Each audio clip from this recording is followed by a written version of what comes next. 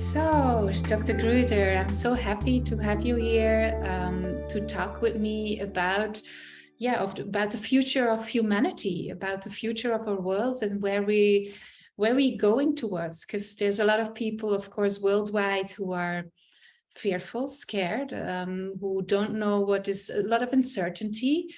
Where are we going towards? What will happen in the future? And of course, we all know we are co-creators, so it's very important to think about what this future could look like, because then we shape it just by thinking about it and just by focusing on it. So I'm very curious, what you see for the future and how you see your role in that. Well, thank you for having me. Thank you for interviewing me about this. As you know, this is a really very precious topic for me. And the origins of my interest in the future go way back to when I was growing up, actually. But they crystallized for me in my senior year in university many, many decades ago, when I took what has to be my all-time favorite history class called History of the Future, where we were taught how to generate future predictions or projections based on current and past trends. And one of the things that I think is really very important about where we are right now, and this is why I just brought that up, is because the future we're creating right now, I don't think is based on past trends. It's not based on predicting future developments based on what has happened up until now. I think it's a completely different direction that humanity is heading in. And the crossroads that I view humanity as being at right now is a crossroad between two very different versions of the future, both of which could be called what has been named Homo Deus. And in Latin, of course, Homo Deus means human God, right? And there are two vastly different versions of Homo Deus that are, in a sense, competing against each other. I don't really like that way of framing it, but they aren't compatible with each other. Let me just put it that way. And both are gathering momentum. The first version of Homo Deus that I think is very damaging to humanity is what I call Homo machina, meaning human machine in Latin, where the future is about human beings being treated as chattel, as servants, as slaves, and becoming this kind of hybrid between biological organism and cybernetic organism, technology organism. And I think that's a very dark future for humanity, even though I'm very much in favor of technology. But technology without ethics is profoundly dangerous. So there's the Homo machina version of the future of humanity, as I see it. That's one version of Homo Deus. The other version of Homo Deus, as I see it, is the one that I advocate, which I call Homo spiritus, meaning human spirit, where instead of the Homo machina version, which basically says we humans have developed so far that we're smarter than higher love and wisdom, smarter than source, smarter than whatever each person's version for higher love and wisdom is, whether it's God or the wisdom of the universe or whatever it is. The Homo machina version is we're smarter than that. And the Homo spiritus version of Homo Deus is we are conduits for higher love, wisdom, and power in the physical universe. And it's that version of the future of humanity that all of my frameworks and skills and material and mindsets are developed to support. Yeah, I can totally follow you in that sense. And of course, it's important that we embody more and more that higher wisdom, that new world to come. And what do you think is like crucial in how can we prepare ourselves for the new world? So what is crucial for us to learn about, to become more that Homo spiritus? Yeah. Mm-hmm. Mm-hmm. Well, I think there are a few things that are crucial that come together to form a full picture. One has to do with us reconnecting with and oh, I forgot to do a mute on that. Uh, reconnect with our divine design, which is that we spirit-based human beings have three core drives. We have the drive to be who we truly are. We have the drive to bond with others, and we have the drive to positively influence the world around us. That those drives are authenticity, connection, and impact. And that translates into personal development, relationship effectiveness, and societal well-being. So a three-dimensional human being is a third about me, a third about we, and a third about us all. So re-embracing that that's what it means to be human, I think, is one crucial piece. The other crucial piece, or second out of three crucial pieces, is about our relationship to the society or groups that we are a part of, whether the group is a business or a faith-based community or a city or a village or a country or the planet, doesn't matter, whatever collectives we're part of. And what we have been taught to try to do is to compete against each other, me, not you. And that's based on a delusion, a false belief in scarcity, that there's not enough for all of us. And replacing that, not with compromise, which is a very unhelpful approach to trying to work out challenges that we have with each other or that groups have. What is needed is synergy or collaboration. And in order for societies to work properly, they have to function at the intersection of individual freedom and the common good, or freedom and responsibility, which I call free responsibility. That approach, dealing with the inherent tensions between freedom and responsibility, is the societal picture that complements the personal picture of me, we, and us all, authenticity, connection, and impact, being a picture of what a whole and complete human being is. And then the third part is what I was saying earlier, which is that we're replacing arrogance with humility. We're replacing the arrogance that says, I'm smarter. We are smarter than Mother Earth. We're smarter than the planet, than nature, than the planet that we're on. The arrogance that says we're smarter than Source. Replacing that arrogance with the humility that says we are stewards of this planet and we are conduits of higher love, wisdom, and power. When you combine those three ingredients, I think you get the framework for building a Homo spiritus version of the future of humanity.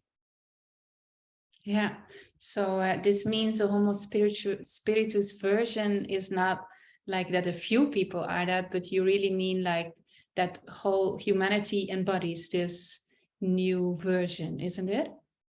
Well, without question. And of course, what we all know, those of us who track this, is that the way that movements gather momentum is they start off with a lot of individuals having similar insights at the same time, but not realizing that there are a lot of other people that are being gifted or downloaded those insights and awarenesses. And then the second stage is where they start to find each other, and where in their unity, they attract more and more like-minded, like-hearted, and like-spirited people, until the size of those groups, locally and regionally and nationally and internationally, reach a size that is large enough to create a tipping point in society or in humanity.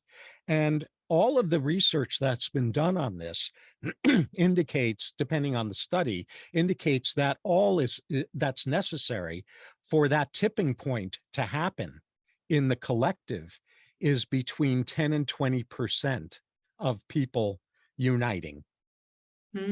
Okay, so yeah, it's very interesting because we are now busy with coming together within the framework of the micro society network, yeah? And people are uniting in working groups and a common vision. What I also feel is that the dreaming part together is also super important. Of course, it's good to work together, but also that we start dreaming together towards that common dream where we are all part of, where all talents can be have a place in the bigger puzzle, in the bigger network of life, and where in a kind of community where you need all talents to be present to be able to organize life. And so there's a space for everyone, and I think that's really unique that we as a humanity are invited to do this again in this transition time, to revision dreams, redesign dreams, and point out to a new direction, what is needed. And of course, sometimes we can have the feeling that it's dark times, isn't it? That we're in the middle of a weird movie.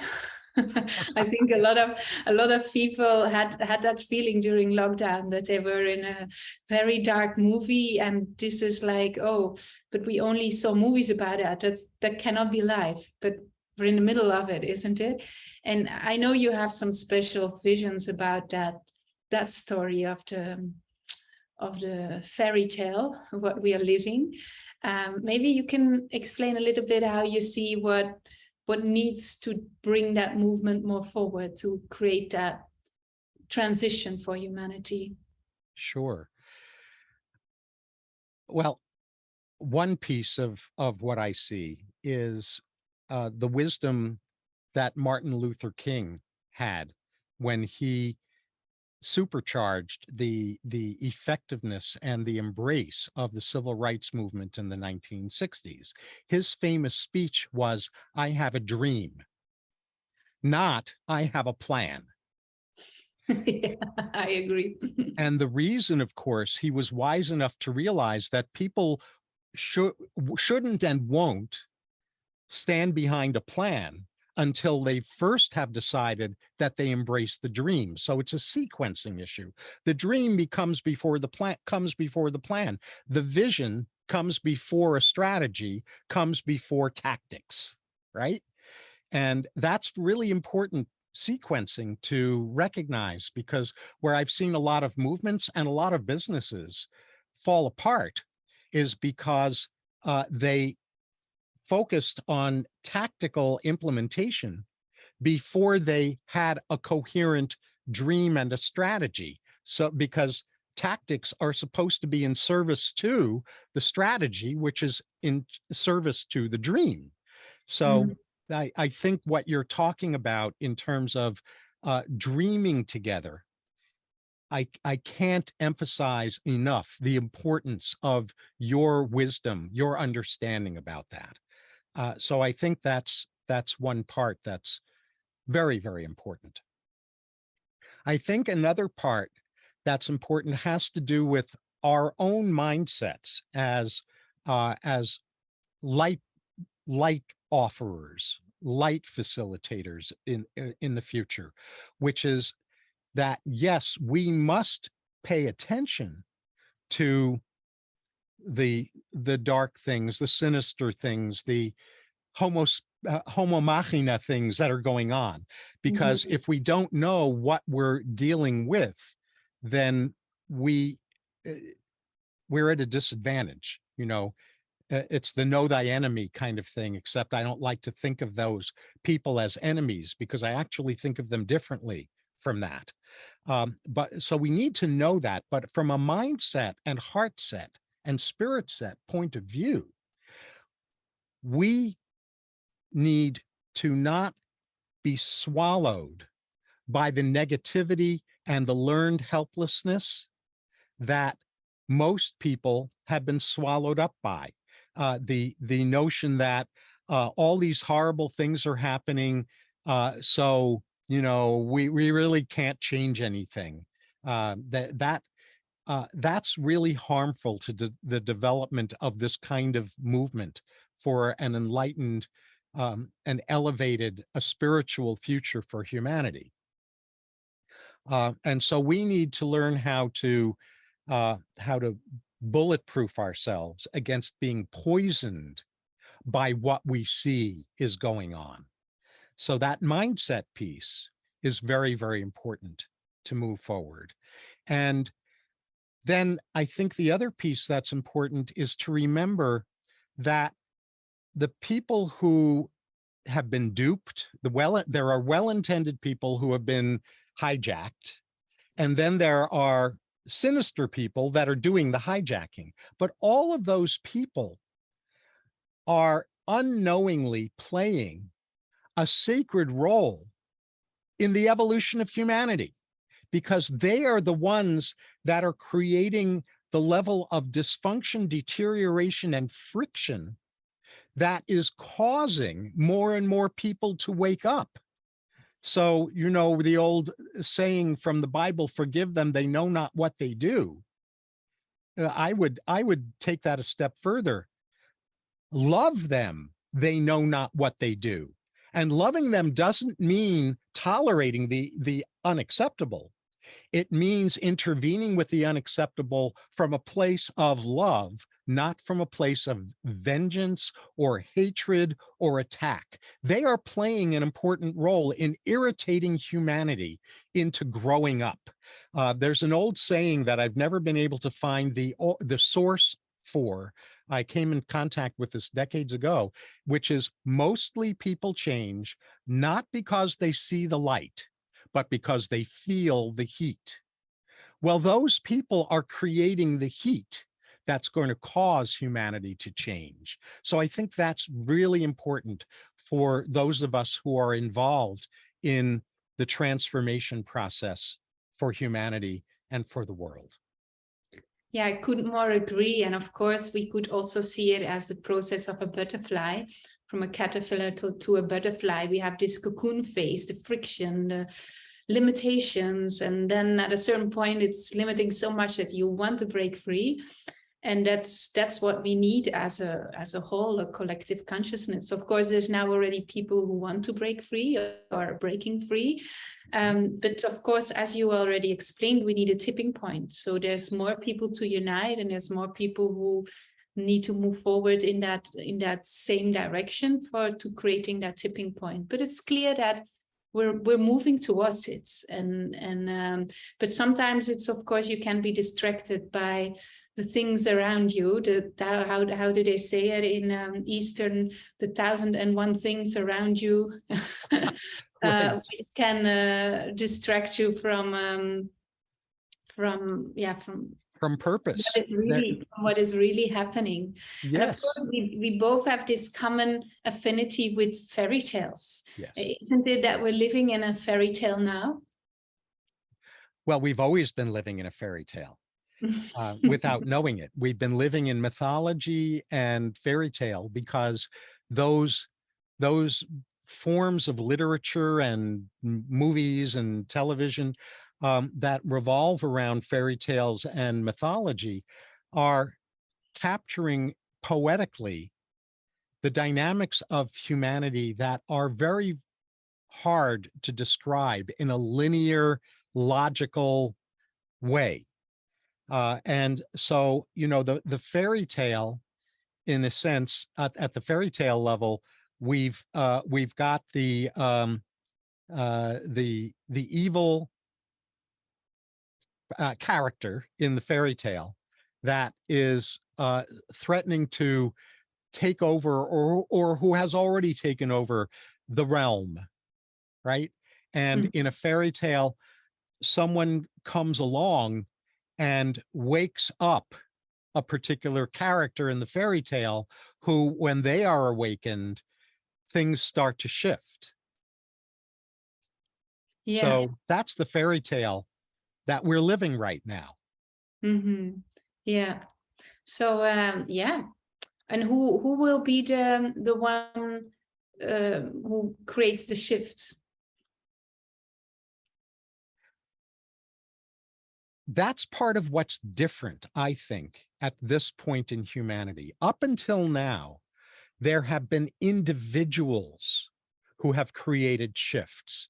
You know, people like Nelson Mandela, Mohandas Gandhi, you know, or Jesus, or Buddha, or you know, pick the person. There have been individuals who have activated the shift. My sense of it is that what's different now for the first time in humanity is that what is going to create the shift is not a charismatic individual, but a compelling vision. That's new in humanity, where there hasn't been a leader who is viewed as the savior or the one source of wisdom. The wisdom is the dream now. So that's a very different development, I think, in humanity's history. Yeah, you're beautiful. And you just have to know that, well, before we were doing this interview, I was busy with creating a quantum journey to combine dreams from people for this future humanity, for this, how the world could look like, how the new world would look like. So I don't think it's a coincidence that I was just before your interview 2 hours busy with making this dream journey. Yeah, and I also agree that it all starts with the dream, because there's the activation happening, and from the dream it can manifest, and the point is, what I'm also often telling is that if you want to create, you know, you can dream about your goals for your own business and for your things that you can manifest just by yourself, you know, by your environment. You can create bigger goals. But the moment you want to manifest a whole society, a whole community, a whole city, maybe, yeah, new places in countries, then you need manifestation power of really a big group of people. And that's so important, to come together and take time for the dreams together, also for the plan and implementing, like you said, but especially also for the dreaming part, so that the field, there's a larger field which is activated. And you alone as an individual, that's great that you do it. but we need more, more substance for the bigger field to be created and to be manifested in physical reality. Yes, it's crucial that each of us as individuals are operating from this state of consciousness. And if that's where things stay, nothing will change, because it's through those individuals who individually have elevated their consciousness that we can come together to synergize a collective dream that's really an elevated dream that shifts the entire energy field. There's something else that I'd like to share about this that just occurred to me, which is an understanding of what the Messiah means from mystical Judaism. So in Jewish mysticism, the Messiah is not viewed as a person. The Messiah is viewed as a state of consciousness that emerges in the collective. And that's because in mystical Judaism, we are individuals are viewed as as representatives of the shattering of the wholeness of love and wisdom. And so we are all splinters or shards of glass of the wholeness. And the in mystical Judaism, the age of the Messiah is where those shards of glass come back together again, rather than it being an individual who is the Messiah. Yeah, beautiful. Yeah, I feel totally the resonation of that and the vibration of that. And yeah, I think that's a very important task we now have as humanity, because sometimes what is also very important is what is dreaming exactly. Dreaming is actually going into the quantum fields and like stepping into a certain timeline which you prefer, because of course we could go towards several timelines. But if we all as a humanity constantly choose for a certain timeline, and the more people dream into that certain specific time space reality, it's out of time and out of space, but it's a potential in the field, so it means that it's already a possibility in the field. And the fact that we imagine it means that it's a potential. Otherwise, we can only imagine what is a potential. We cannot imagine what is not a potential. And of course, everything is a potential. So this means if we all together choose for that certain potential in the field and move towards that certain timeline, then it comes closer to us, or we manifest it quicker within our physical reality. And I think people are now, most people have pain now enough to think that it's quite important to start doing that. Yes.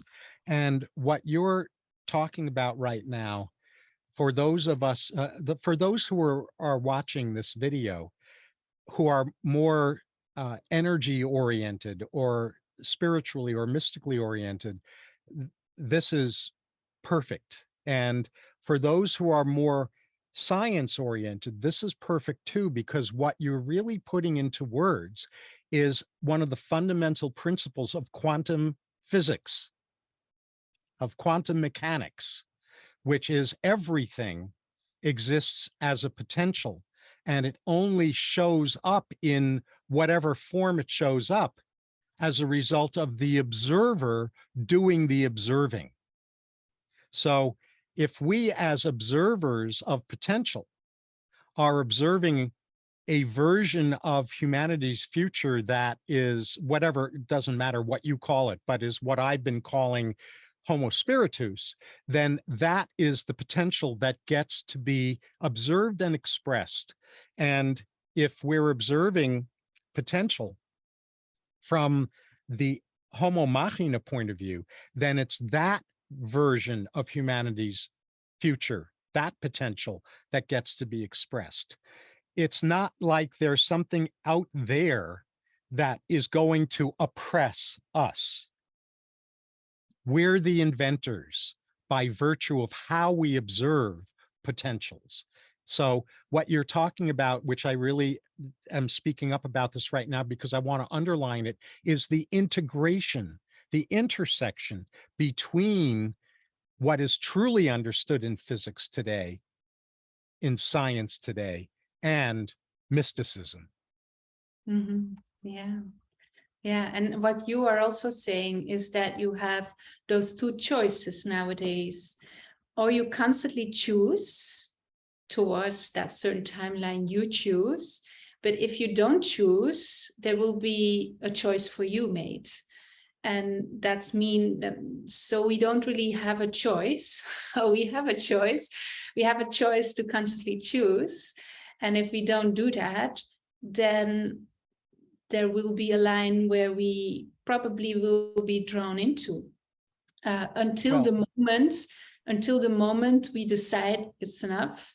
Now I'm going to constantly consciously choose.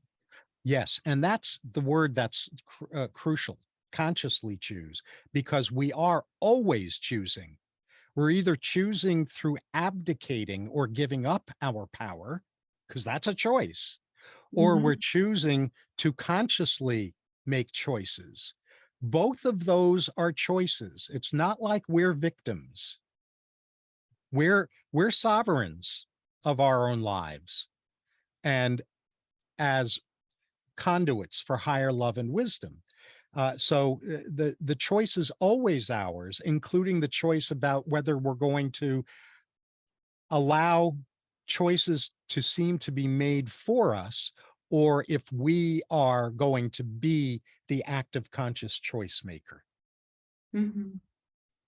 Yeah. Wow. I'm super happy about this contribution. And so if we now look, what for me is very important is also the business aspect of it. Of course, there's a lot of people who dream about a future, and what we worked around this last year is very much how do you create a future which is also economically sustainable, which can work on the economic level. And of course, a lot of people have, would say, there's this is loaded with emotions, that economical aspect, also the abuse around economics, about money and everything. And so what is for you important for the future, like from your side of you as a psychologist, as a visionary, as an author? Of course, you created many books. You're working as a psychologist. You train people. So you've trained many people, big leaders too. And what you think is important within business to embody that new future? Mm-hmm. I'll give you the shortest of short answers, because the full answer is two interconnected books that I and a co-author have completed and are available right now. And as we're recording this in pre-launch, but by the time this video is probably available, the public launch will have occurred. And those books really provide what we believe is a complete blueprint for revisioning and restructuring businesses to be aligned with the elevation of consciousness of humanity. So in that context, the short version is this: it's really important for business people, whether entrepreneurs or executives or CEOs or executive directors of nonprofits or cause-based organizations or faith-based organizations, doesn't matter. It's important for everyone who is leading an organization to understand the evolution of the business marketplace. The traditional marketplace was where people were coerced, were manipulated through a particular propaganda method that was perfected in the last century called manufactured consent. They were manipulated into buying products or services or causes or candidates, for that matter. And so people were being taught that they were buying products or services. So that was the traditional economy, the product or service or access economy, where you're buying access, like through membership. That shifted in the first decade of the 2000s into the experience economy. So we shifted from people looking for products or services or access into people looking for experiences, good experiences, enjoyable experiences through the products or services or access that they were purchasing. And that has now shifted starting in the very late 20-teens and now on into the 2020s, from the experience economy into the transformation economy, or the purpose-based economy, where what people are purchasing now is meaning. They're purchasing purpose through great experiences they have with the products or services or access that they're purchasing. The conventional version of how you structure a business, how you structure your executive team, how you structure the culture, how you structure your branding, how you structure your customer experience, is all based on the product or services economy model of doing business.